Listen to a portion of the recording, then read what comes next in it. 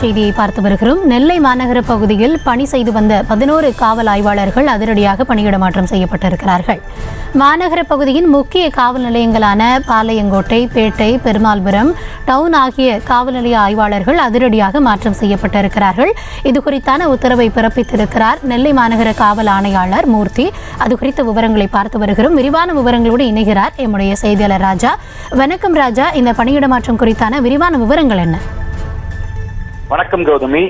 நெல்லை down inspector Bhaskaran பேட்டைக்கும், பேட்டை inspector Gopalakrishnan டவுனுக்கும், Thachanallur குற்றப்பிரிவு பேட்டைக்கும், நெல்லை சந்திப்பு குற்றப்பிரிவு கோமதி தச்சநல்லூர் காவல் நிலையத்திற்கும், தச்சநல்லூர் மாரியப்பன் மேலப்பாளையத்திற்கும், பெருமாள்புரம் தில்லை நாகராஜன் பாலை காவல் நிலையத்திற்கும், மேலப்பாளையம் குற்றப்பிரிவு ஹரிகரன் பெருமாள்புரத்திற்கும், மதுவிலக்கு பிரிவு சுந்தரி நெல்லை அரசு மருத்துவமனை காவல் நிலையத்திற்கும் மற்றும் பேட்டை குற்றப்பிரிவு இந்திரா மதுவிலக்கு பிரிவிற்கும், நெல்லை அரசு மருத்துவமனை காவல் நிலைய ரஷிதா பெருமாள்புர குற்றப்பிரிவுக்கும் பணியிட மாற்றம் செய்யப்பட்டிருக்கிறார்.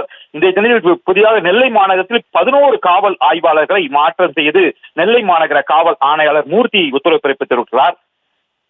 கௌதமி,